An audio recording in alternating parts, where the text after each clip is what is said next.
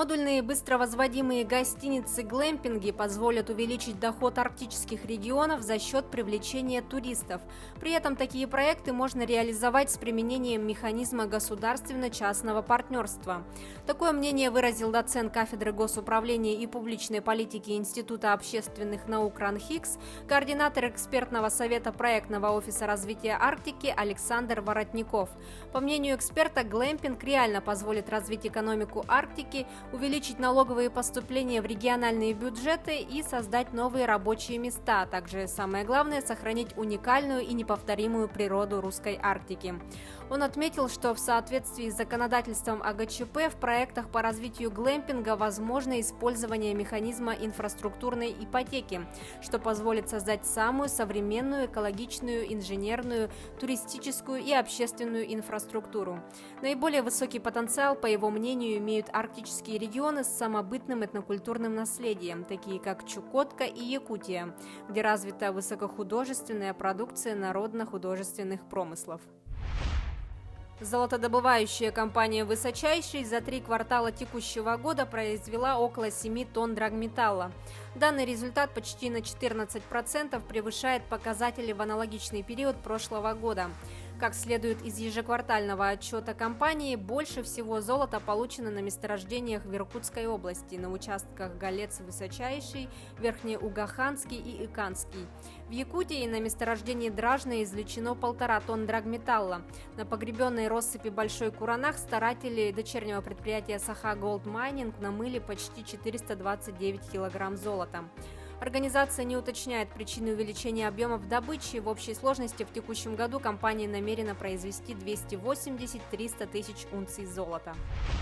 Запуск нежданинского месторождения в Якутии позволит обеспечить работой около 500 человек и поступлениями нескольких сотен миллионов рублей в виде налоговых доходов в региональный бюджет. Об этом сказал министр промышленности региона Максим Терещенко. Ввод нежданинского месторождения на территории республики планируется в конце 2021 года. Объем ресурсов оценивается в 8 миллионов унций золотого эквивалента. Освоением месторождения будет заниматься компания «Полиметалл». 512 социально значимых учреждений Якутии получат доступ к интернету в 2021 году в рамках нацпроекта «Цифровая экономика». В регионе второй год продолжается подключение к интернету школ, СУЗов, фельдшерско-акушерских пунктов, пожарных частей, а также муниципальных учреждений и органов Росгвардии. Всего по региональному проекту «Информационная инфраструктура» в течение 2019-2021 годов подключат свыше 1200 социально значимых объектов. Дополнительно построят около 2000 километров оптоволоконных линий связи. Последний аварийный дом снесут в поселке Жатай. Таким образом, он станет первым муниципальным образованием без аварийного жилья в стране. Отметим, что Жатай также является лидером в стране по строительству энергоэффективного жилья.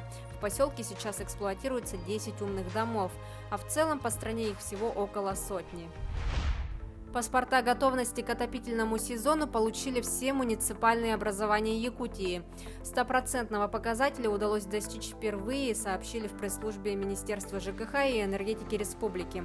Отметим, что муниципальное образование получает паспорт готовности, если выполнены требования по готовности теплоснабжающими и теплосетевыми организациями, потребителями тепловой энергии и требования по готовности для муниципальных образований в соответствии правилам. Компания «Алроса» продолжает реализацию масштабного IT-проекта МЕС, в рамках которого на всех горнообогатительных комбинатах внедряется автоматизированная система управления производственным процессом. Проект решает комплекс задач, в числе которых внедрение современной IT-платформы, оптимизация и автоматизация процессов управления производством, автоматизация отчетности, оснащение мощной IT-инфраструктурой и современным оборудованием диспетчерских центров ГОКов. Пилотная реализация МЕС-системы в «Алроса» началась в Айхальском ГОКе в 2014 году. После периода опытной эксплуатации и оценки корректировок, необходимых для дальнейшего расширения проекта на остальные ГОКи компании, в прошлом году было начато тиражирование системы. Это были новости экономики на Якутия-24. Выпуск подготовила Нурбуяна Иванова.